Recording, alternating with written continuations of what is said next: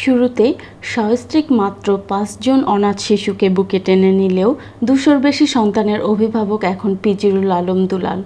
এসব শিশুকে আদর স্নেহে লালন পালন ও তাদের লেখাপড়ার খরচ আজও নিজ অর্থে চালিয়ে যাচ্ছেন তিনি।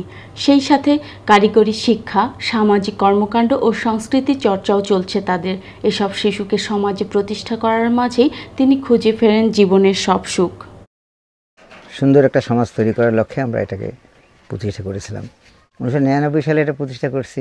গরিবের মেয়ে, দুস্থ, পড়াশোনা একটু ভালো, সে মানসিকতা নেওয়ার পরে দেখা গেলো যে আরও অনেকে মেয়ে দিতে চায়, এখানে রাখতে চায়। তখন আমরা এটা চিন্তা ভাবনা করে আমার স্ত্রী সহ আমরা চিন্তা করলাম যে আমরা এটা একটা প্রাতিষ্ঠানিক রূপ দিই। আমরা 1 বছর যখন চলে গেল, তখন আমাদের মেয়ের সংখ্যা আরও বাড়তে থাকলো।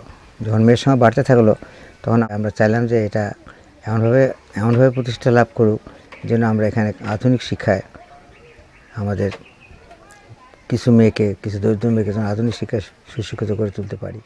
চাঁদমনির মেয়েরা বাল্যবিয়ে ও নারীর প্রতি সহিংসতা বন্ধে চালিয়ে যাচ্ছে সামাজিক আন্দোলন এবং গ্রামের মানুষের মাঝ থেকে নিরক্ষরতা দূর করতে নিজেরাই পরিচালনা করছে একটি বয়স্ক শিক্ষা কেন্দ্র। আমাকে খেলতে ওর পড়ালেখা করতে খুব ভালো লাগে।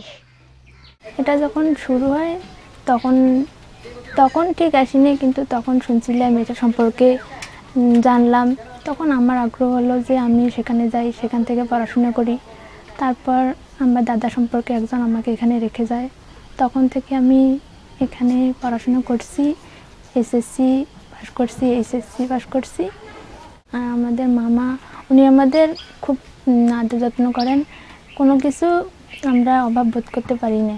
অবসর সময়ে গান করি, তারপরে নৃত্য শিখি, খেলাধুলা করি, মানে হাতের কাজ শেখা হয়।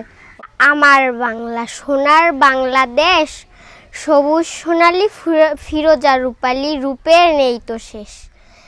জন্মসূত্রে ছিটকে পড়া অনাথ শিশুগুলো আজ ঠাঁই পেয়েছে জলঢাকার চাঁদমনি আশ্রমে। তাদের চোখে মুখে স্বপ্নের আভা ছড়িয়ে পড়লেও পারবে কি তারা তাদের স্বপ্ন পূরণ করতে?